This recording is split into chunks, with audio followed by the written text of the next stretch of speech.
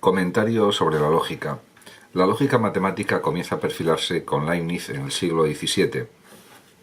A Leibniz le corresponde el mérito de haber aislado el verdadero armazón del cálculo, constituir a la lógica como un sistema formal axiomático.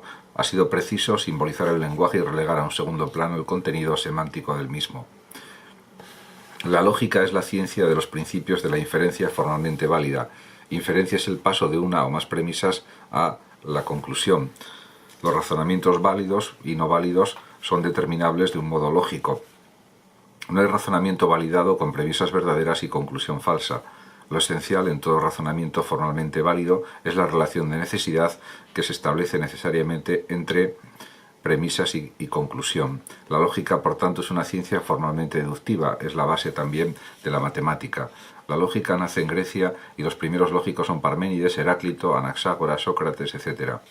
Platón y Aristóteles siguen la línea de la geometría, la escuela megaria, sigue la línea también de la argumentación cotidiana.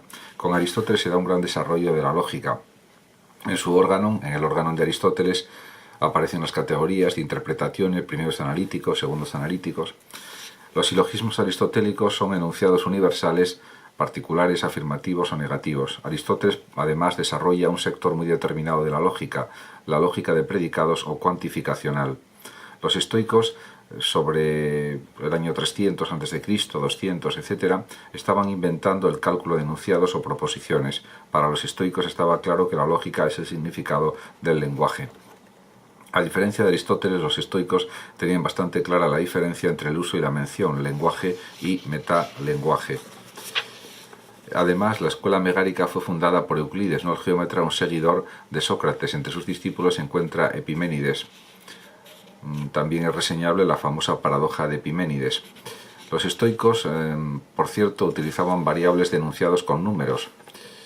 Crisipo, que era un gran lógico estoico y pensador estoico, recomendaba que a efectos de claridad el condicional material se expusiera como una conjunción negada.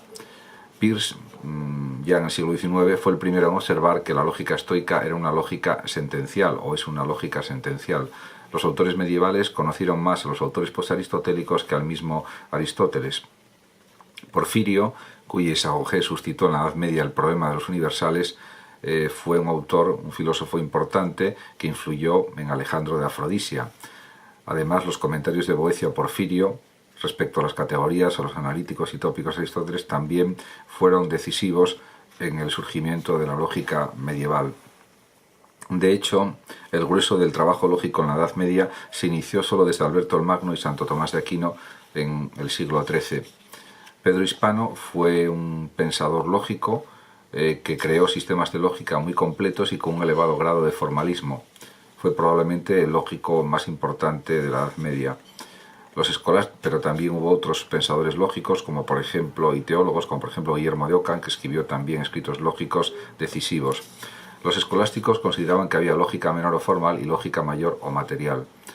La lógica de Port-Royal surge ya en el siglo XVII y está inspirada en el cartesianismo, que hizo intentos para desarrollar la lógica como un cálculo.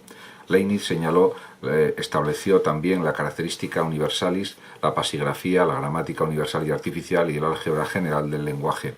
Para Kant, la lógica no es un órgano, sino un canon, criterio y procedimiento para detectar falacias o falsos razonamientos, y es un criterio purificador. La lógica simbólica o matemática supone un cálculo y un método formalístico. Boole, por ejemplo, consideraba que la lógica está basada en la matemática, principalmente en el álgebra, o que la matemática tiene una parte lógica, indudablemente. La lógica de enunciados, en cuanto a la forma, es la misma que la del álgebra de clases. Según Peirce, este filósofo del siglo XIX y lógico, la intención de construir una teoría de la lógica de juntores como un sistema basado en axiomas es una intención válida y justificada. Frege, por ejemplo, también pretendió una construcción de formalismo lógico con su ideografía, pero realmente pues el autor fundamental fue Russell con su Principia Mathematica, que estableció las bases de la lógica matemática o lógica formal que actualmente se conoce.